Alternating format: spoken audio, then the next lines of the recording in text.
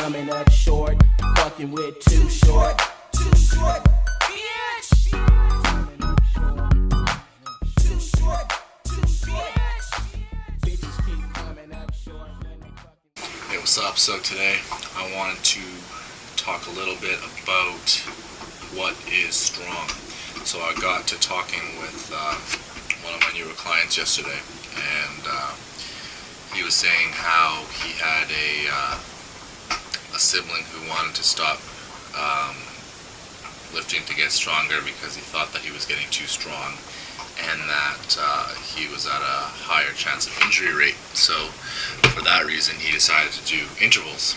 So anyways, I said, well, my definition of strong is probably far different than someone else's definition of strong, and there's other powerlifters who are probably a lot stronger than me whose definition of strong is a lot different than my definition of strong as well. So, you know, when you're thinking about how strong you want to get, you kind of have to, I tell this to a lot of people, you kind of have to focus on yourself. You know, don't worry about comparing yourself to other people, because there's always going to be someone who makes you look like, you know, like a 13-year-old girl lifting weights for the first time. So, you know, like someone who just goes to the gym 3 days a week and, you know, just to look better for the ladies, etc. You know, if for them, if they're 200 pounds, maybe benching 225 pounds is strong for them. And, you know, for them, that's good. I'm happy to hear that. My goal for benching right now is to get to 405, but I still have other small things I need to get to before that on the bench. But then, you know, you look at some of the other stronger powerlifters, and they're benching 405 as a warm-up weight. So the point of strength is it's relative to the individual. You know, if you're happy with how strong you are, then you're strong in your mind, and that's great for you. Good for you. That's awesome. For people who are a lot stronger, this can kind of get out of context, and you think everyone's weak, etc. But you know, not everyone's trying to get super strong.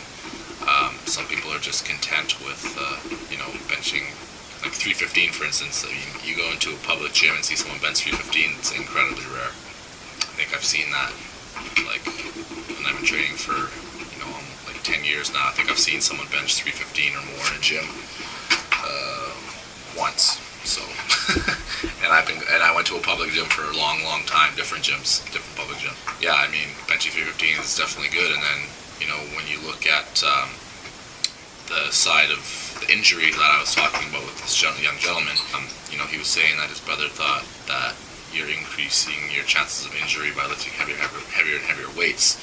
And on that end, it's definitely true. I mean, you know, if you're a newbie and you're deadlifting 135 pounds versus if you're an advanced lifter and you're deadlifting 600 pounds, yeah, you're probably going to be at an increased chance of injury deadlifting 600 than 135. But, you know, that's not to say if you're a new lifter, if your form sucks, you can still hurt yourself with 135 pounds. If your back and your lumbar spine are completely rounded on every single rep of deadlifts, yeah, you might hurt yourself eventually.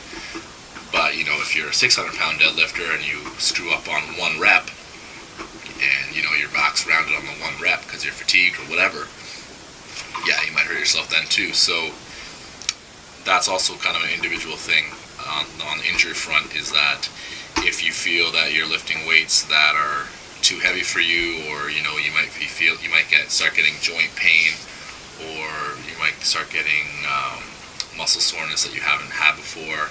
And, you know, if you personally feel like that's going to be something that might end up being an injury at some point, then yeah, maybe it's too heavy for you.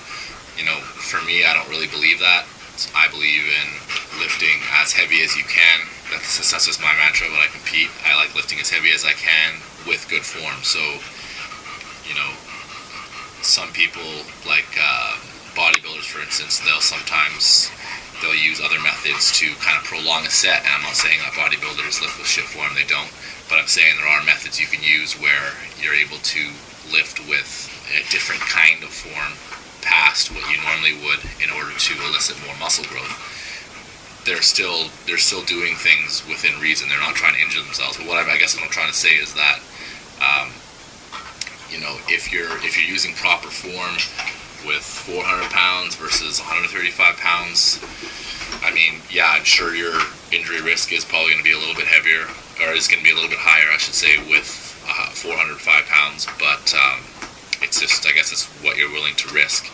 And there's guys out there who are squatting 800 pounds or deadlifting 800 and benching 500 or 600, and they're able to lift for very, very long periods of time. And then on the other token is the fact that if you are strong, you will get injured, but the severity of that injury can vary. You might do something really bad, like Brandon Lilly, where he broke his leg. But look at him. I mean, he's coming back stronger than ever now. It's pretty impressive. And then, you get, if you lift consistently for a long period of time, you get little strains and little pains that just will come and go. And, I personally don't even really consider those to be injuries unless they get worse or really limit your ability to do what you want to do. So sometimes you might get a little strain, etc., and it'll be the kind of injury where you're like, okay, well, I've had this before. Maybe I need to take a week off from doing benching, or I need to go at 50% for benching, or be like, okay, well, I know that this incline bench that I've been doing really bothers my shoulder, so I'm going to take that out.